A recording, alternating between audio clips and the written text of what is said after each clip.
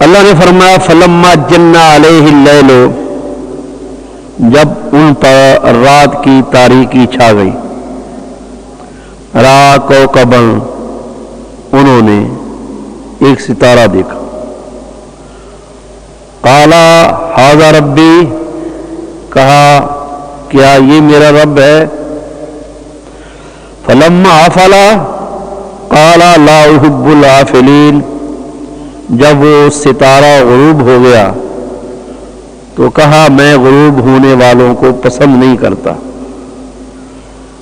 فلما رأى القمر بازغا، پھر جب انہوں نے چمکتا ہوا چاند دیکھا، قالا ھذا ربی، کہا کیا یہ میرا رب ہے، فلما افلا قالا لئن لم يهدني ربی لأکونن من القوم الضالین، جب وہ بھی چھپ گیا، غروب ہو گیا، تو کہا اگر میرا اللہ مجھے ہدایت نہ دیتا تو میں گمراہ لوگوں میں سے ہو جاتا، فلما رأى الشمس بازغۃ،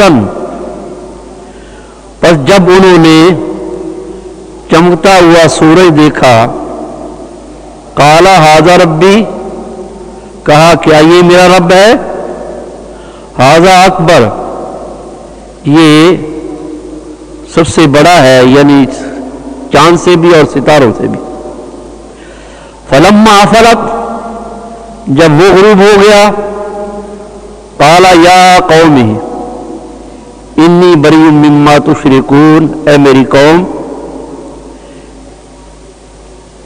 جو تم شرک کرتے ہو، جن بتوں کی تم پوجا کرتے ہو، میں ان سے بیزار ہوں، برات کا اعلان کرتا ہوں۔ یہ ان آیات بینات کا سادہ سا ترجمہ ہے۔ اس کا پس منظر یہ ہے کہ 4 انسان دنیا میں ایسے آئے ہیں جنہوں نے پوری ربع مسکون زمین پر بیک وقت حکومت کی ہے۔ ان میں سے ایک نمرود بھی تھا۔ نمرود کا پایا تخت بغداد اور کوفے کے درمیان ایک جگہ تھی جس کا نام تھا بابل۔ اب اس کا نام بابلین ہے اور کھنڈرات میں تبدیل ہو چکا ہے۔ نمرود بڑی شان و شوکت سے حکومت کرتا تھا۔ اس کے زمانے میں لوگ بتوں کی پوجا کرتے، سورج کی پوجا کرتے، چاند کی پوجا کرتے، ستاروں کی پوجا کرتے، بلکہ وہ خود بھی دعوی الوہیت کرتا تھا اور اپنی شکل کے بت بنا کر اس نے لوگوں میں تقسیم کیے ہوئے تھے۔ جب باطل کی سرنگونی کا وقت آیا تو نمرود رات کو سویا ہوا تھا، اس کو خواب آیا کہ آسمان پر ایک ستارہ طلوع ہوا اور وہ اتنا روشن ہے، اتنا چمکدار ہے کہ اس کی چمک اور روشنی کے سامنے سورج اور چاند کی روشنی ماند پڑ گئی ہے۔ بڑا گھبرایا، صبح اٹھ کر اس نے اپنی قلمرو میں سے مختلف نجومیوں کو، کاہنوں کو بلایا اور کہا کہ میرے اس خواب کی تعبیر کیا ہے؟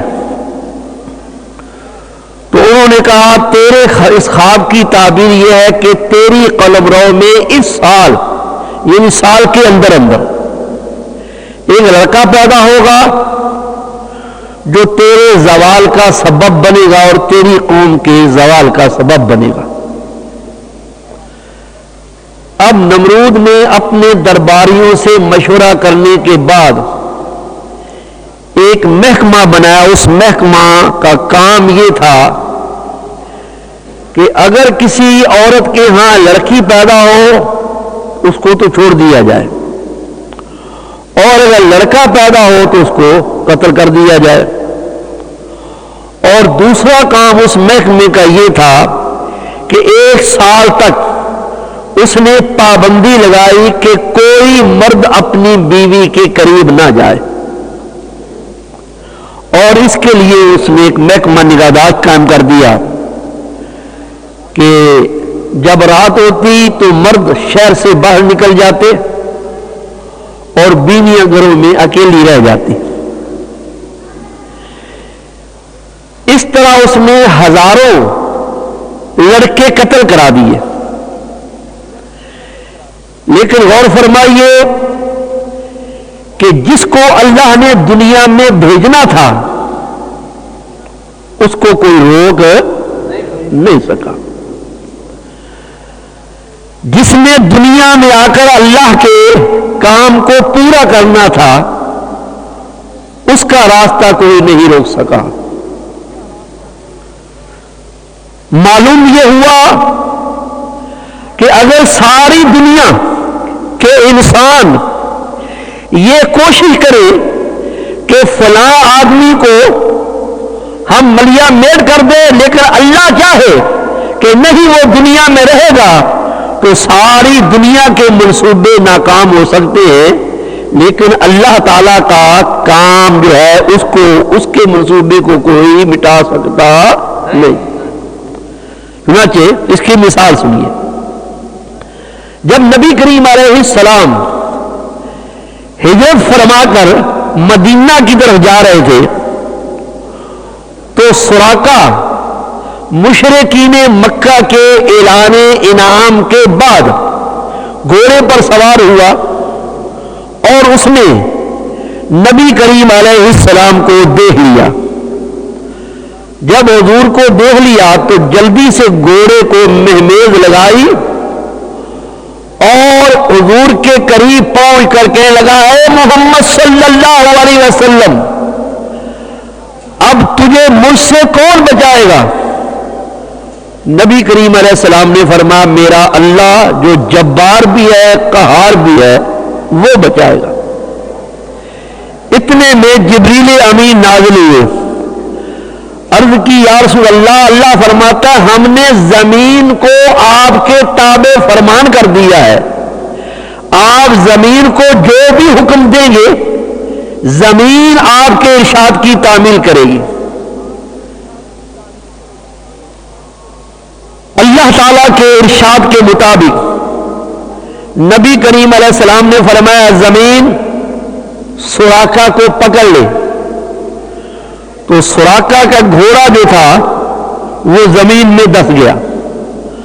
سراقہ نے بڑی کوشش کی کہ وہ باہر نکلے لیکن باہر نہیں نکلا. آخر وہ عاجز آ کر نبی کریم کی بارگاہ میں عرض کرنے لگا, ہے محمد صلی اللہ علیہ وسلم, میں جانتا ہوں یہ تیرے معجزے کے نتیجے میں میرے ساتھ یہ کچھ ہوا ہے, اور وعدہ کرتا ہوں کہ اگر آپ مجھے اس عذاب سے بچا لیں تو میں آپ کو نقصان نہیں پہنچاؤں گا بلکہ آپ کی بہتری سوچوں گا. حضور نبی کریم علیہ السلام نے فرمایا, اے زمین اس کو چھوڑ دے. معلوم ہوا ہمارے نبی کریم علیہ السلام وہ ہے کہ زمین پر بھی حکومت, حضور کی حکومت جاری ہے. حضور زمین کو بھی جو حکم دے وہ آپ کے ارشاد کی تعمیل کرتی ہے, اس لیے کہ وہ زمین نبی کریم علیہ السلام کی امت میں سے ہے. حضور نبی کریم علیہ السلام کی محکوم ہے. حضور نبی کریم علیہ السلام نے فرمایا زمین چھوڑ دی, زمین نے اس کو چھوڑ دیا. تو مشرکین مکہ نے ہر چند کوشش کی کہ نبی کریم علیہ السلام کو معاذ اللہ قتل کر دیں, شہید کر دیں, لیکن اللہ نے چاہا تو ہوا وہی جو اللہ کا ارادہ تھا. مسئلہ یاد رکھیے, واللہ غالب علی امرہ, اللہ اپنے امر پر غالب ہے. جو اللہ ارادہ فرماتا ہے اس کے ارادے کے مقابلے میں کسی دوسرے کا ارادہ کامیاب ہوتا نہیں ہے. میں چند مثالیں دیتا ہوں, غور فرمائیے. حضرت یوسف علیہ السلام نے اللہ کی بارگاہ میں اللہ کی طرف سے آپ کو خواب آیا اور صبح وہ خواب اپنے باپ حضرت یعقوب علیہ السلام کی بارگاہ میں پیش کی. قال انی رأیت احد عشر کوكبا والشمس والقمر رأیتهم لی ساجدین.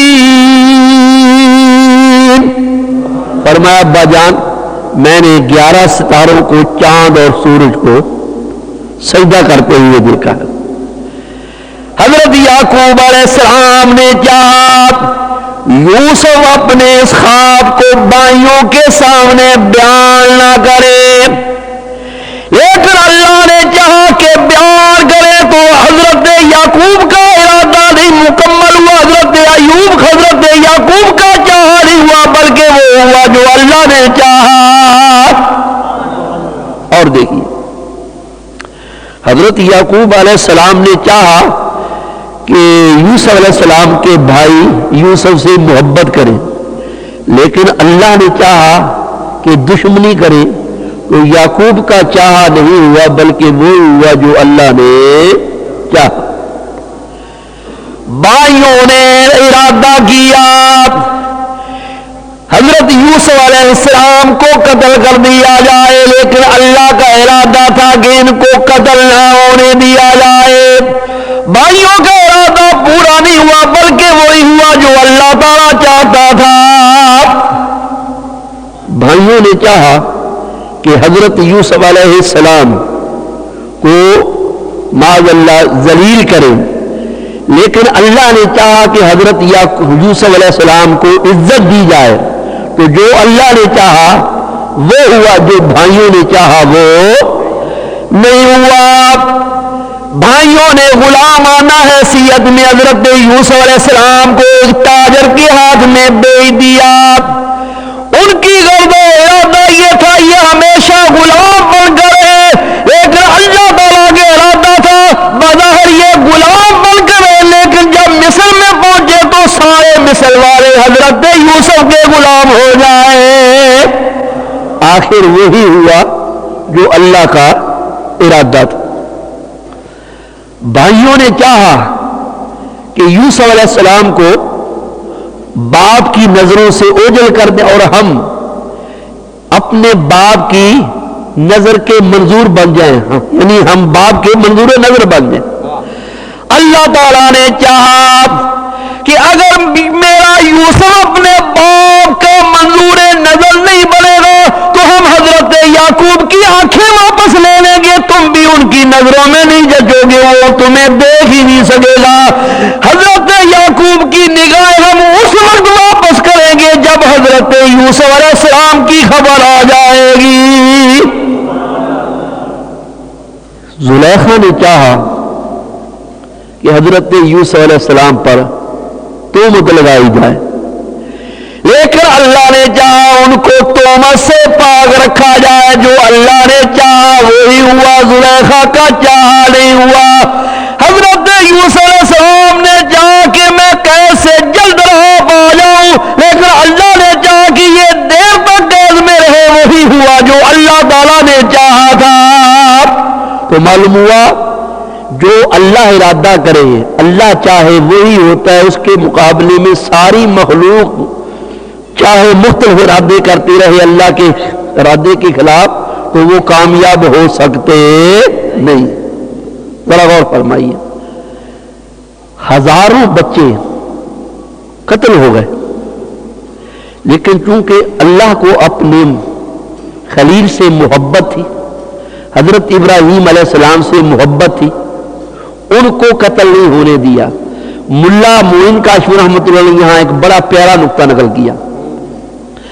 آپ ارشاد فرماتے ہیں جس طرح اللہ تعالیٰ نے ہزاروں بچوں کو قتل کرا دیا، ہزاروں مشرکین کے بچوں کو قتل کرا دیا، لیکن اپنے خلیل کو بچا لیا، اسی طرح قیامت کا روز ہوگا ہزاروں یہودیوں اور عیسائیوں کو جہنم میں گرا کر اللہ اپنے محبوب کی امتیوں کو بچا کر ان کو جنت میں داخل فرما دے گا.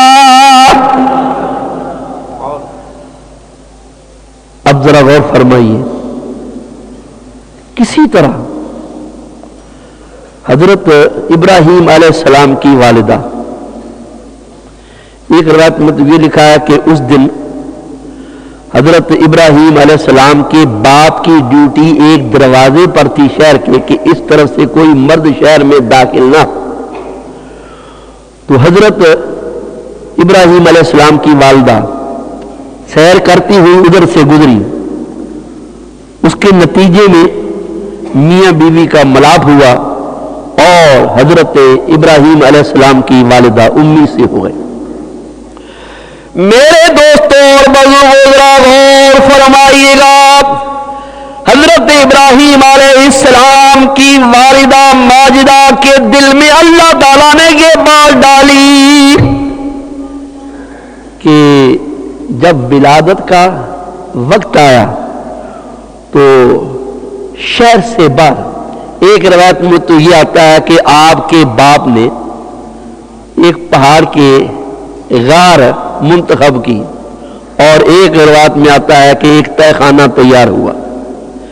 یہ بھی مسئلہ یاد رکھیے کہ نبی کریم علیہ السلام کے حضرت آدم علیہ السلام سے لے کر حضور کے والد عبداللہ تک 49 آبا و اجداد ہوئے ہیں، ایک کم 50، اور وہ سارے کے سارے شرک سے پاک تھے۔ کیوں؟ نبی کریم علیہ السلام نے فرمایا لَمَدَ الْأُنْكَلُ مِنْ أَصْلَابِ الطَّاهِرِينَ إِلَىٰ رَحَامِ الطَّاهِرَاتِ، نبی کریم علیہ السلام نے فرمایا میں ہمیشہ پاک پشتوں سے پاک رحموں کی طرف منتقل کیا گیا ہوں، یعنی جن جن مردوں کی پشت میں ہمارے نبی کریم علیہ السلام کا نور رہا ہے وہ سارے کے سارے شرک سے پاک ہیں۔ یہ میں اس لیے عرض کیا کہ بعض لوگ کہتے ہیں کہ آزر بت پرست تھا، وہ حضرت ابراہیم علیہ السلام کا باپ تھا، غلط ہے۔ بعض مفسرین کے، بلکہ اکثر مفسرین یہ لکھتے ہیں کہ ان کے والد کا نام طارق تھا، آزر نہیں تھا، آزر چچا ہے، اور عربوں کی لغت میں چچا کو باپ بھی کہا جاتا، اب کا لفظ چچا پر بھی استعمال ہوتا ہے۔ اگر آزر کو ابراہیم علیہ السلام کا باپ تسلیم کر لیا جائے تو پھر اس حدیث پر زیادہ آتی جو میں نے پڑھی ہے کہ میں پاک پشتوں سے پاک رحموں کی طرف منتقل کیا گیا ہوں۔ مشرک چونکہ پاک نہیں ہوتا، اللہ فرماتا ہے انما المشرکون نجس، کہ مشرک جو ہے وہ ناپاک ہے۔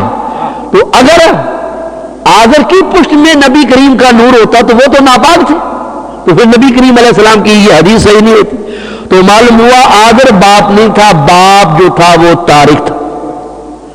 باہر تہہ خانہ یا غار جو منتخب کی ہوئی تھی، وہاں حضرت ابراہیم علیہ السلام کی والدہ تشریف لے گئی اور وہاں حضرت ابراہیم علیہ السلام پیدا ہوئے۔ میرے دوستوں اور بزرگوں، حضرت ابراہیم علیہ السلام کی والدہ آپ کو اس غار میں رکھ کر باہر تشریف لے گئی، غار کے دروازے پر پتھر رکھ دیا اور زبان سے یہ کہا کہ یا اللہ میں اس کو تیرے حوالے کرتی ہوں۔ مسئلہ یاد رکھو، جو آدمی اپنے تمام کاموں کو اللہ کے سپرد کر دیتا ہے اس کے سارے کام بخیر و خوبی سر انجام پاتے ہیں، لیکن اس کا مطلب یہ ہے کہ پہلے ظاہری جتنے بھی اسباب ہیں ان کو مہیا کیا جائے اور اس کے بعد وہ چیز اللہ کے سپرد کر دی جائے۔ مثلا ایک آدمی جمعہ پڑھنے آتا ہے، وہ گاڑی لے کر آتا ہے، گاڑی کو تالا نہ لگایا اور کہہ دے میں اللہ کے سپرد کرتا ہوں، تو یہ معاملہ صحیح نہیں۔ پہلے جو ظاہری اسباب ہے اس کو تالا لگائے یا اس کے لیے وہاں کوئی آدمی بطور حفاظت مقرر کرے، پھر کہے کہ یا اللہ میں اس کو تیرے سپرد کرتا ہوں۔ حضرت ابراہیم علیہ السلام کی والدہ نے کہا یا اللہ میں اس کو تیرے سپرد کرتی ہوں۔ مسئلہ یاد رکھیے، امام غزالی رحمۃ اللہ فرماتے ہیں حضرت موسیٰ علیہ السلام جب تورات لینے کے لیے گئے، آپ نے اپنی امت کو اپنے بھائی حضرت ہارون کے سپرد کر دیا، اللہ کے سپرد نہیں کیا، جس کا نتیجہ یہ ہوا جب تورات لے کر واپس آیا تو بہت سے لوگ آپ کی قوم کے بچڑے کے پجاری بن گئے۔ 70,000 سے زائد لوگ شرک میں گرفتار ہو گئے اور 70,000 آدمی ان میں سے قبولیت توبہ کے لیے قتل کیے گئے۔ حضرت یعقوب علیہ السلام نے حضرت یوسف کو بھائیوں کے سپرد کیا، اللہ کے سپرد نہیں کیا، جس کا نتیجہ یہ ہوا کہ 40 سال تک، دوسری روایت کے مطابق 80 سال تک حضرت یوسف علیہ السلام جدا رہے۔ لیکن ہمارے نبی کریم علیہ السلام کا جب وصال قریب ہوا تو آپ نے اللہ کی بارگاہ میں عرض کی، یا اللہ میں اپنی امت کو تیرے سپرد کر کے جا رہا ہوں۔ امام غزالی رحمۃ اللہ فرماتے اس کا نتیجہ یہ ہوا نبی کریم کی ساری امت کبھی گمراہ نہیں ہوگی، قیامت کا روز ہوگا، اللہ فرمائے گا معبود تو نے اپنی امت کو میرے سپرد کیا تھا، یہ ساری امت تیری موجود ہے، ان کو خراج لے کر جنت میں داخل ہو جاؤ۔ حضرت موسیٰ علیہ السلام کی والدہ نے حضرت موسیٰ علیہ السلام کو صندوق میں بند کر کے کہا، یا اللہ میں اس کو تیرے سپرد کرتی ہوں۔ اللہ نے فرمایا اگر تو نے میرے سپرد کیا تو تجھے میں واپس کر دوں گا، دودھ بھی پلایا کرے گی اور تنخواہ بھی ملتی رہے گا۔ تو چاہیے کہ اپنے کاموں کو اللہ کے سپرد کر دیا جائے۔ اب حضرت ابراہیم علیہ السلام کی والدہ شام کو آتی اور آپ کو دودھ پلا کر چلی جاتی۔ علامہ ساوی رحمت اللہ علیہ فرماتے ہیں حضرت ابراہیم علیہ السلام کی والدہ کر دیکھتی کہ حضرت ابراہیم علیہ السلام کبھی اپنے انگوٹھے کو چومتے ہیں، کبھی انگشت شہادت کو چومتے ہیں، کبھی بڑی انگلی کو چومتے ہیں، کبھی ساتھ والی کو چومتے ہیں، کبھی چھوٹی انگلی کو چومتے ہیں۔ وجہ علامہ صاحبی فرماتے ہیں کہ ہوا یمسو من اسبعین مال ومن اسبعین لبنن ومن اسبعین سمنن ومن اسبعین عسلن ومن اسبعین تمرن۔ ایک انگلی سے آپ کو پانی آتا تھا، دوسری انگلی سے دودھ آتا تھا، تیسری سے گھی آتا تھا، چوتھی سے شہد آتا تھا اور پانچویں سے کھجوروں کا رس آتا تھا۔ ملا معین کاشفی رحمۃ اللہ علیہ فرماتے ہیں جب آپ کی والدہ گھر چلے جاتی حضرت جبریل امین آتے اور آپ کی 5 انگلیوں کا تعلق جنت کے چشموں سے کر دیا کرتے تھے۔ انگلیاں اس غار کے اندر ہیں لیکن جبریل ان کا تعلق 7ویں آسمان کے اوپر جنت کے چشموں سے جوڑ دیتے ہیں۔ اب ذرا غور فرمائیے، لیکن بولو بھائی یہ جو 5 چشمے آپ کی انگلیوں سے جاری تھے اس کا فائدہ قوم کو تو نہیں نہ ہوا، صرف حضرت ابراہیم علیہ السلام کو ہوا کہ ان کو قسم قسم کی اللہ غذا دیتا تھا۔ لیکن ہمارے نبی کریم علیہ السلام کی انگلیوں سے جو پانی نکلا ہے، بخاری شریف اٹھا کر دیکھی حضرت جابر رضی اللہ تعالیٰ عنہ فرماتے ہیں اور حضرت جابر وہ جن کے نبی کریم نے ایک ہی رات میں 25 مرتبہ بخشش کی دعا مانگی ہے، وہ حضرت جابر فرماتے ہیں کہ حدیبیہ کے مقام پر صحابہ کرام کو پیاس لگی، حضور کی بارگاہ میں ہے، یا رسول اللہ ہمیں پیاس نہیں برستا ہے، ہمارے پاس پانی نہیں ہے، پانی سے وہ ہے جو اس کٹورے میں لوٹے میں آپ کے سامنے پڑا ہوا ہے۔ حضور نبی کریم علیہ السلام نے اپنا ہاتھ پانی میں رکھ کر اس طرح پھیلا دیا، حدیث میں آتا ہے کہ پانی ابلنے لگا، جوش مارنے لگا۔ نبی کریم علیہ السلام نے فرمایا آؤ سب میں اعلان کر دو جس کو پیاس لگی ہوئی ہے وہ پانی پیجے، جس کے جانور پیاسے ہیں وہ بھی پانی لے جائے۔ حضرت جابر سے پوچھا گیا آپ کتنے لوگ تھے؟ کہا ہم 1400 آدمی تھے، اگر 1,00,000 بھی ہوتے تو نبی کریم علیہ السلام کی انگلیوں سے نکلا ہوا پانی سب کے لیے کافی ہو جاتا۔ اللہ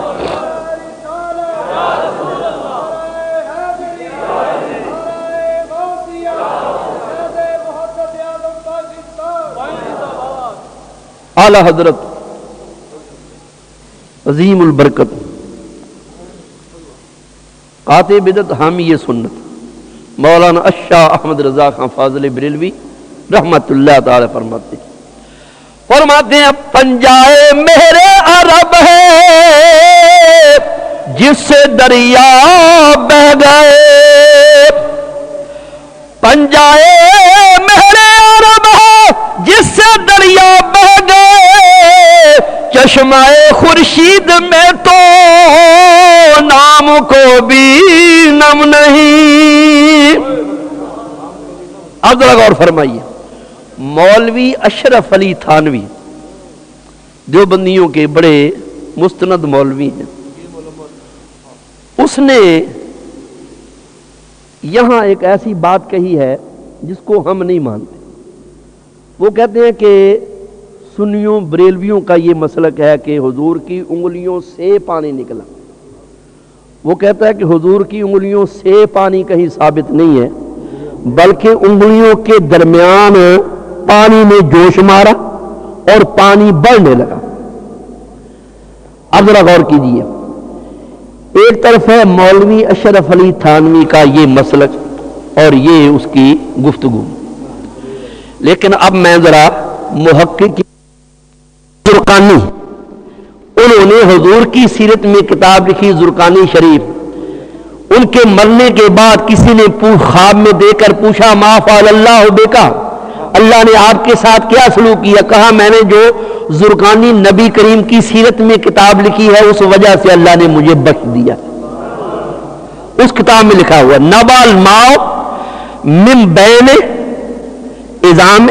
بین عظمہ ہی و عصبہ ہی و لحمہ ہی و دمہ ہی۔ وہ کہتے ہیں نبی کریم علیہ السلام کی انگلیوں پر پوست بھی ہے، گوشت بھی ہے، ہڈیاں بھی ہے، چربی بھی ہے، خون بھی ہے۔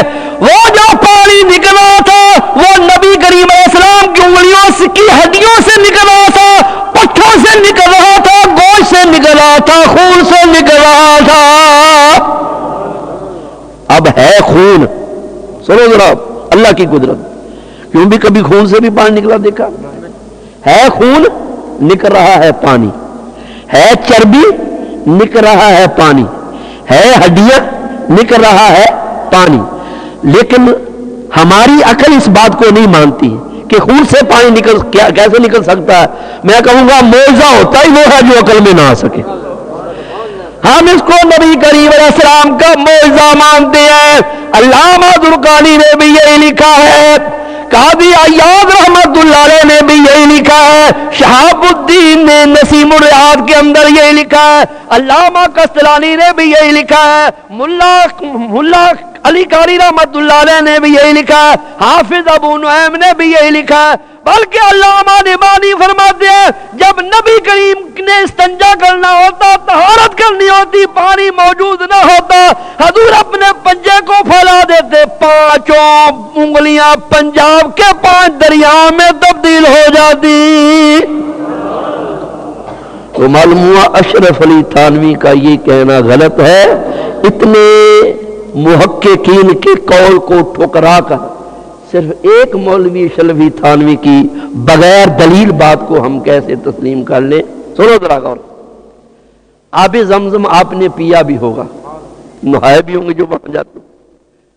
سنو ذرا، ایک آدمی آب زمزم کا کٹورا آپ کو دیتا ہے اور دوسرے آدمی کے ہاتھ میں ہے ایک کوکا کولا کی بوتل، گرمی کا موسم ہے، پیاس آپ کو لگی ہوئی ہے، آپ کی عقل یہ کہے گی کہ یہ جو کوکا کولا کی بوتل ہے یہ ٹھنڈی بھی ہے رنگدار بھی ہے، میٹھی بھی ہے، کیف و سرور کی مستی بھی ہے، اور یہ جو دوسرے گلاس میں آب زمزم ہے یہ گرم بھی ہے۔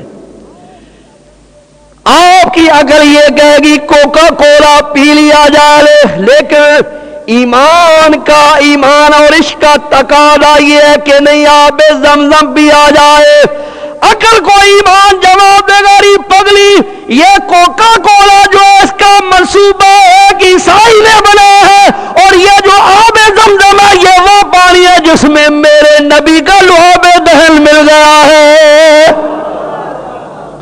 یہ وہ پانی ہے جس نے ایک معصوم نبی کی ایڑی کو چوما ہے۔ اس میں دو وصف ہیں، پیاس بھی بجھاتا ہے اور بھوک بھی مٹاتا ہے۔ دنیا کے تمام پانیوں سے یہ افضل ہے، لیکن علماء کرام نے فرمایا وہ پانی جو ہمارے نبی کریم کی انگلیوں سے نکلا ہے وہ آب زمزم سے بھی افضل ہے، اس لیے کہ آب زمزم کا چشمہ زمین سے نکلا اور نبی کریم کی انگلیوں میں پانی آنا والا جو ہے اس کا تعلق حوض کوثر سے اللہ نے کر دیا۔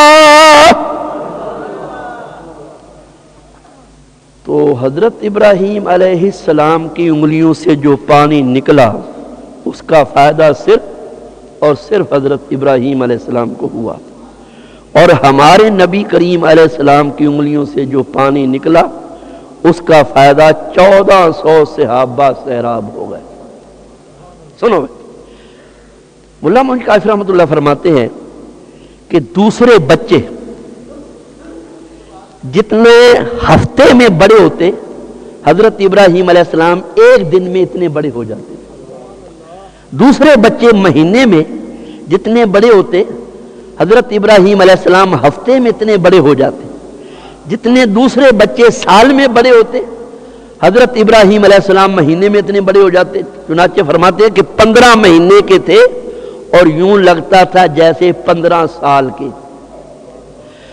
میرے دوستوں اور بزرگوں، غار میں آپ کی والدہ کے ساتھ مناظرہ ہوا۔ مسئلہ یاد رکھیے، ہم اس دنیا میں آتے ہیں، بڑے ہوتے ہیں، پڑھتے ہیں، لکھتے ہیں، استاد کے سامنے بیٹھتے ہیں، تب ہمیں پتہ چلتا ہے کہ ہمارا ایک خالق ہے جس نے ہمیں پیدا کیا، رازق ہے جو ہمیں رزق دیتا ہے، رب ہے جو ہماری پرورش کرتا ہے۔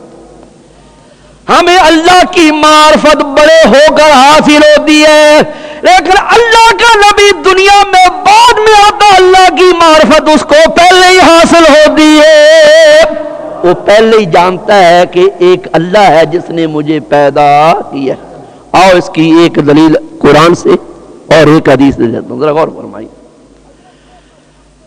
حضرت مریم سلام اللہ علیہا کے ہاں حضرت عیسیٰ علیہ السلام کی ولادت ہوئی۔ 40 دن کے ہوئے قوم کے پاس حضرت مریم آپ کو لائی۔ قوم نے پوچھا مریم ہم نے تو تمہاری شادی نہیں کی، یہ بچہ کہاں سے آ گیا؟ آپ نے فرمایا اسی سے پوچھ لو۔ قوم نے کہا نوزائیدہ بچے تو کون ہے؟ قال انی عبد اللہ آتانی الکتاب وجعلنی نبیا۔ میں اللہ کا بندہ ہوں، میں اللہ، قال انی عبد اللہ، میں اللہ کا بندہ ہوں۔ معلوم ہوا پیدا ہوتے ہی اللہ کو جانتے ہیں۔ یہ ہے نبی کی معرفت۔ اللہ کا نبی عارف باللہ پیدا ہوتا ہے۔ ہمارے نبی کریم علیہ السلام نے جو پہلا کلام کیا ہے تو اس سے بھی پتہ چلتا ہے کہ آپ اللہ کی معرفت لے کر پیدا ہوئے۔ آپ نے آتے ہی سجدہ کیا، سجدے سے سر اٹھا کر آپ نے انگشت شہادت آسمان کی طرف کی اور کہا لا الہ الا اللہ، اللہ کے سوا کوئی معبود نہیں، انی رسول اللہ، میں اللہ کا رسول ہوں۔ تو پیدا ہوتے ہی جانتے ہیں کہ اللہ ہی عبادت کے لائق ہے، اس کے علاوہ اور کوئی عبادت کے لائق نہیں۔ تو اللہ کا نبی عارف باللہ پیدا ہوتا ہے۔ آپ چونکہ اللہ کے رسول بھی ہیں، نبی بھی ہیں، اس لیے عارف باللہ پیدا ہوئے اور آپ نے اپنی ماں کے ساتھ بڑا عجیب و غریب مناظرہ کیا. سنو ذرا غور. آپ نے کہا ماں میرا رب کون ہے؟ ماں نے کہا تیرا رب میں ہوں. رب بمانا پرورش کرنے والا، میں ہوں. کہا تیرا رب کون ہے؟ کہا تیرا باپ. کہا میرے باپ کا رب کون ہے؟ کہا نمرود. کہا نمرود کا رب کون ہے؟ اس نے کہا چپ ہو جا، وہ سب سے بڑا رب ہے.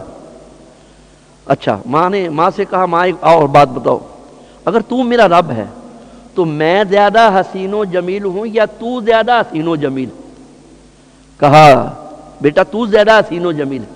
اچھا اگر تیرا رب میرا باپ ہے تو زیادہ حسین و جمیل ہے یا میرا باپ؟ کہا میں تیرے باپ سے زیادہ حسین و جمیل. اچھا اگر میرے باپ کا رب نمرود ہے تو میرا باپ زیادہ حسین و جمیل ہے یا نمرود؟ کہا تیرا باپ. کہا ماں مسئلہ سمجھ میں نہیں آیا، اگر تو میرا رب ہے تو نے مجھے اپنے سے بہتر کیوں بنایا؟ رب تو سب سے بہتر ہونا چاہیے. اگر میرا باپ تیرا رب ہے تو اس نے تجھے اپنے سے بہتر کیوں پیدا کیا؟ اور اگر میرے باپ کا رب نمرود ہے تو نمرود نے اپنے سے بہتر میرے باپ کو کیوں پیدا کیا ہے؟ ماں سمجھ گئی یہ میرا بچہ وہی بچہ جس کے لیے نمرود نے سارا انتظام کیا تھا. جب طارق سے ملاقات ہوئی تو کہنے لگی ہے میرے خامد، وہ جس کے لیے نمرود نے ہزاروں بچوں کو قتل کرایا نا وہ تیرا یہ لڑکا ہے. اس نے کہا تجھے کیسے پتا چل گیا؟ اس نے کہا اس نے ایسا حکیمانہ مناظرہ کیا ہے میں تو کیا ساری قوم بھی اکٹھی ہو جائے تو اس کا جواب نہیں دی. میرے دوستوں اور بزرگوں ذرا وجہ سن لیجئے. وجہ یہ ہے یہ مناظرہ نا علم عام میں کیسے پیدا ہوا؟ اللہ تعالیٰ نے حضرت ابراہیم علیہ السلام کے دل میں الہام کیا. مسئلہ یاد رکھو، ولی کو بھی اللہ الہام کرتا ہے اور نبی کو بھی، لیکن دونوں کے الہاموں میں فرق ہے. نبی کا الہام جو ہوتا ہے وہ یقینی ہوتا ہے، اس میں شک ہو سکتا. جس طرح نبی کی نبوت پر شک کرنے والا کافر ہے، اسی طرح نبی کے الہام پر شک کرنے والا کافر ہے. لیکن ولی کا جو الہام ہوتا ہے وہ یقینی نہیں ہوتا، ظنی ہوتا ہے، اس میں خطا کا امکان ہو سکتا ہے. اب ذرا سنیے الہام کی چند صورتیں ہیں. ایک یہ ہے کہ اللہ بلا واسطہ، بغیر جبریل کے واسطے کے، بغیر کسی فرشتے کے واسطے سے اللہ اپنے نبی یا ولی کے دل میں بات ڈال دیتا ہے. اس کو کہتے ہیں علم لدنی، اس کا نام ہے علم لدنی. اور بہت سے اولیاء کرام دنیا میں ایسے گزرے ہیں جن کو اللہ نے علم لدنی کی دولت سے مالا مال.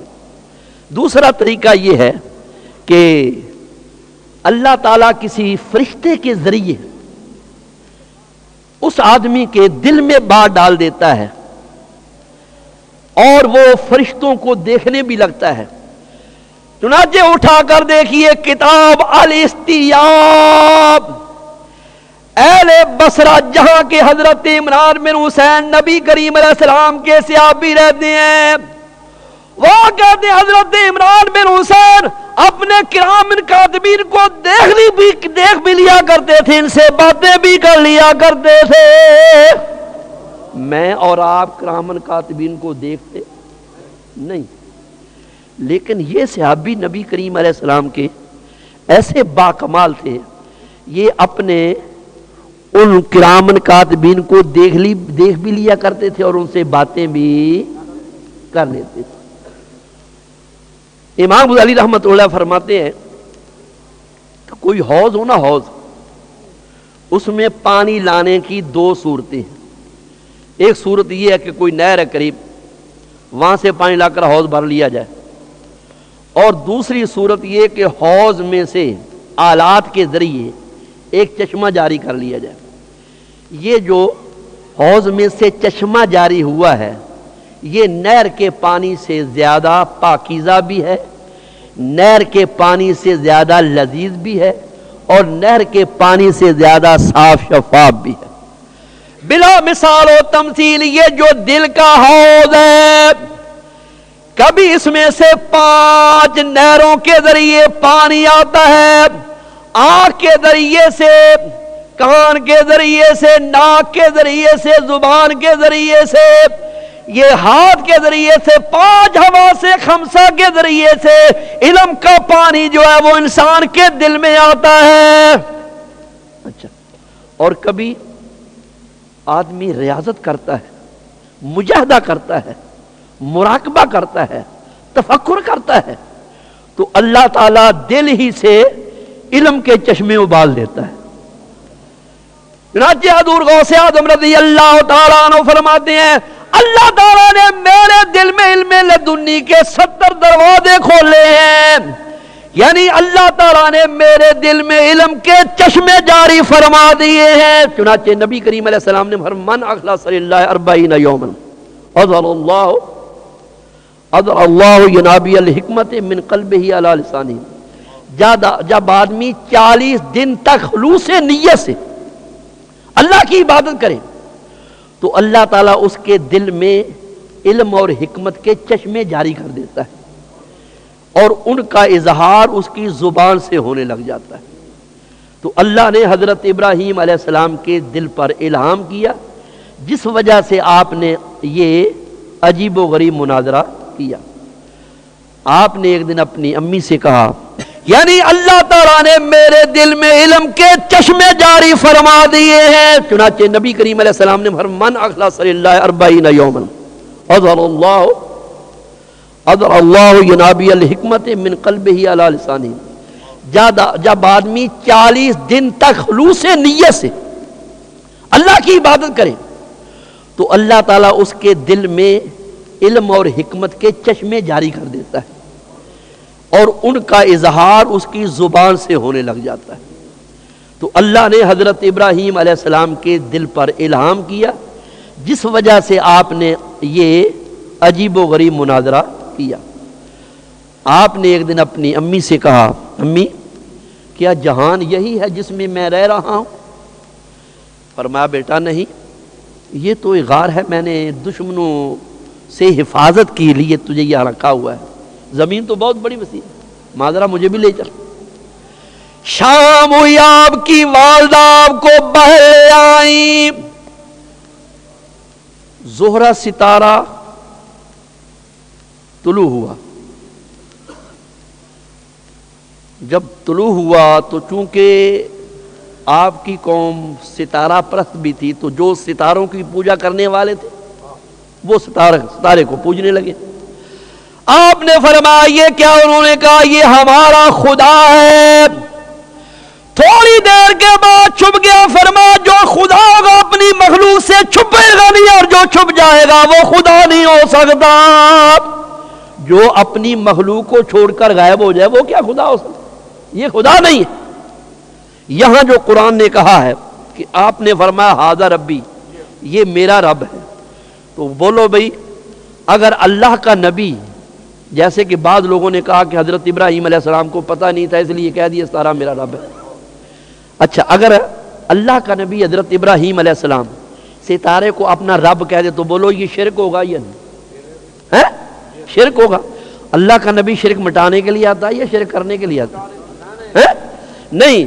علماء کرام نے فرمایا یہاں ھذا میں حمزہ جو ہے استفہامیہ مقدر مانا گیا، ھذا ربی، کیا یہ میرا رب ہے؟ یعنی تم اس کے لیے اس کی پوجا کرتے ہو کہ جس طرح تم اپنا خدا سمجھتے ہو میرا بھی اس کو خدا سمجھتے ہو۔ میرے دوستوں اور بزرگوں ذرا غور فرمائیے گا، تھوڑی دیر کے بعد وہ چھپ گیا۔ پنجابی جی کہندے ہیں 16ویں یا 17ویں رات دا چاند نکلے، کہندے جی گوڈا لا کے نکلے، یعنی تھوڑی دیر کے بعد وہ نکلتا ہے۔ جب چاند نکلا تو جو چاند کے پجاری تھے وہ چاند کی پوجا کرنے لگے۔ فرمایا یہ کیا؟ کہا یہ ہمارا خدا ہے۔ جب وہ بھی چھپ گیا آپ نے فرمایا قال لم يهدني ربي لاكونن من القوم الضالين۔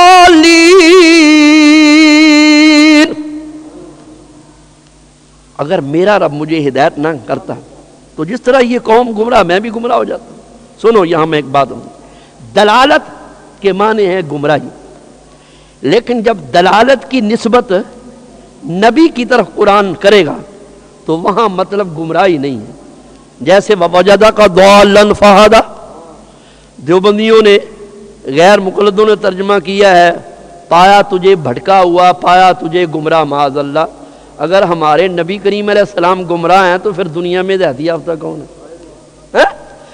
میرے دوستوں اور بزرگوں ذرا غور فرمائیے گا. امام فخر الدین رازی رحمت اللہ علیہ فرماتے ہیں یہاں دلالت کا مطلب ہے محبت میں وارفتگی, یعنی محبت میں اتنا پڑ جانا کہ اپنے آپ سے باہر ہو جانا, محبت کا اتنا غلبہ ہو جانا.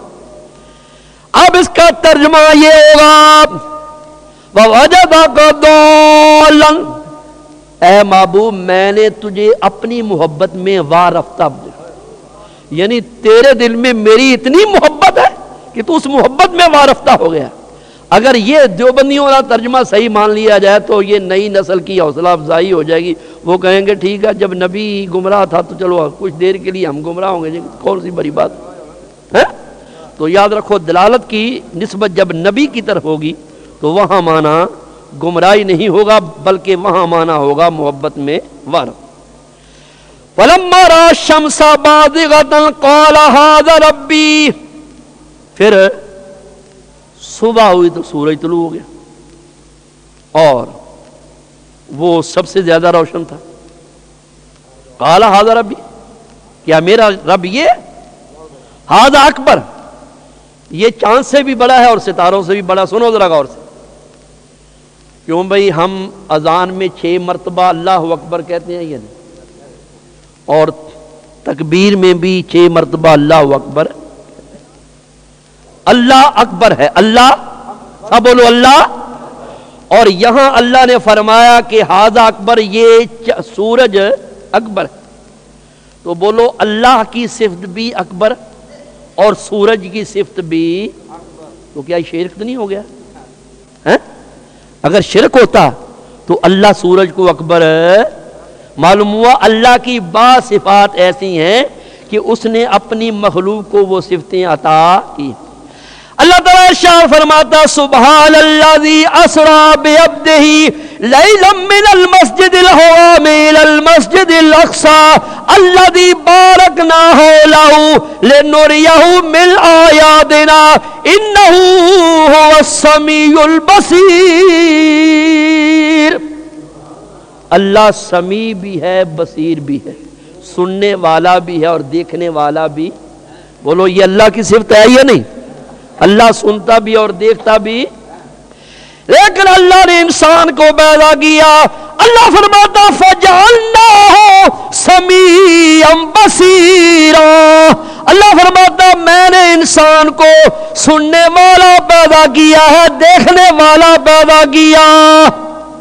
ہر انسان سنتا بھی ہے اور دیکھتا بھی ہے, اللہ بھی سنتا بھی اور دیکھتا بھی ہے. وہ بھی قرآن کی آیت اور یہ بھی قرآن کی آیت. تو معلوم ہوا اللہ نے اپنی صفت انسان کو بھی دی ہوئی. سنو بھائی, کوئی عالم دین آئے گا, ہم نے کہا مولانا آپ کہاں تھے اتنے روز, آپ سے ملاقات نہیں ہوئی, مولانا آپ کی طبیعت تو اچھی ہے, مولانا آپ کے بچے اچھے ہیں. تو عالم دین کو ہم کیا کہتے ہیں؟ مولانا. بولو کیا کہتے ہیں؟ لیکن اللہ فرماتا واعف عنا واغفر لنا وارحمنا انت مولانا, انت مولانا. اللہ بھی مولانا اور جو علم دین پڑھ لے وہ بھی, تو یہ شرک تو نہیں ہے نا.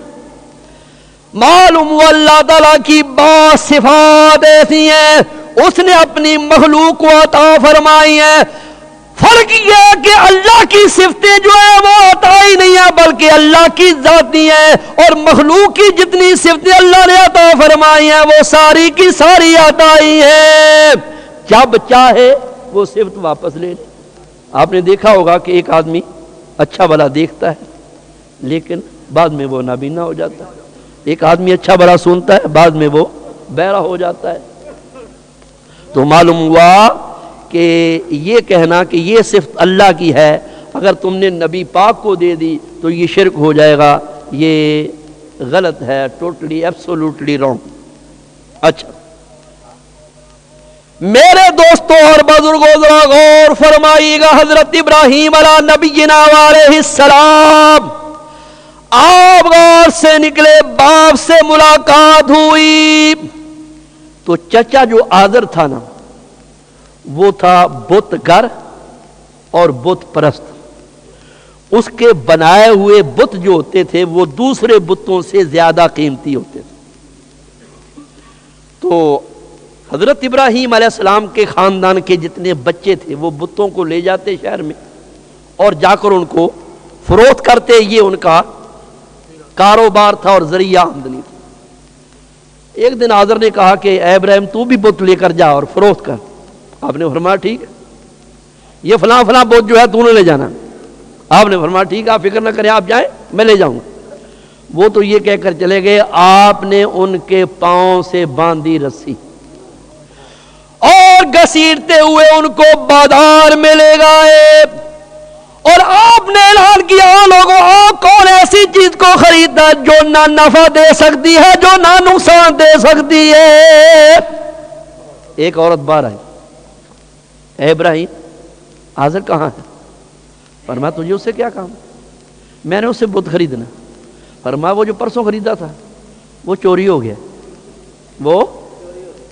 وہ خدا ہی کیا جو چوری ہو گیا، وہ چوری ہو گیا۔ آپ نے فرمایا مجھ سے کیوں نہیں خریدتی؟ کا تو ہمارے بتوں کی تذلیل و توہین کرتا ہے۔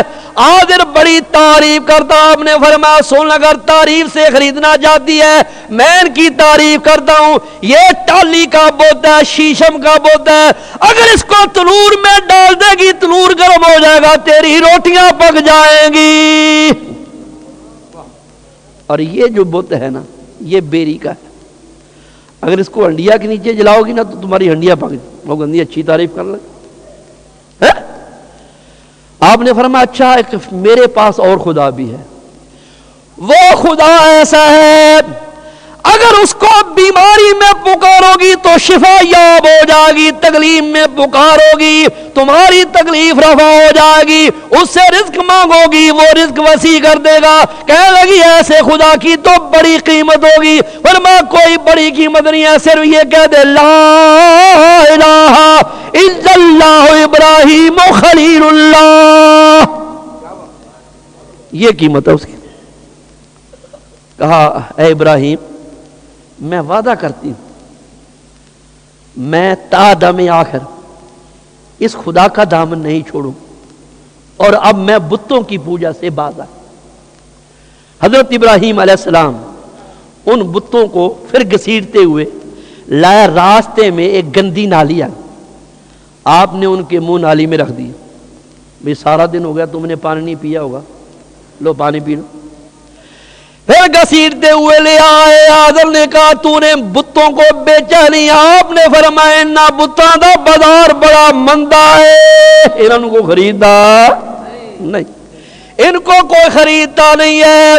پھر آپ نے فرمایا ہے میرے چچا چھوڑو ان کی پوجا کو، اللہ وحدہ لا شریک کی پوجا کرو۔ اس نے کہا اچھا ایک کام کرو، یہ جو بت ہے نا میرے، اگر یہ تیرے خدا کی توحید کی گواہی دے دیں تو ٹھیک ہے میں مان جاؤں۔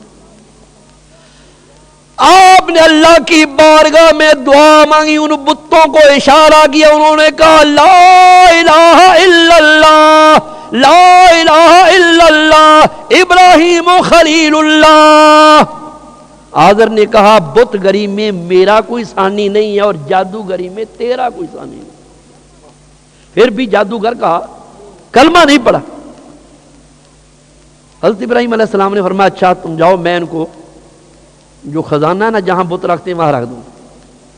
وہ چلے گئے، انہوں نے بتوں کو اٹھایا اور خزانے میں لے جا کر کلہاڑا ہاتھ میں لیا اور ان کو لگے مارنے، توڑ پھوڑ کرنے لگے۔ فوراً جبریل امین نازل ہوئے، یا آخری اللہ اللہ فرماتا ہے اگرچہ یہ بت ہیں لیکن انہوں نے میری توحید کی گواہی دے دیا، لہذا تو ان کو توڑ پھوڑ نہیں سکتا۔ غور کرو ایک بت ہے لکڑی کا بنا ہوا ہے، اس نے اللہ کی توحید کو مان لیا ہے، اس کو دنیا میں عذاب نہیں ہو سکتا۔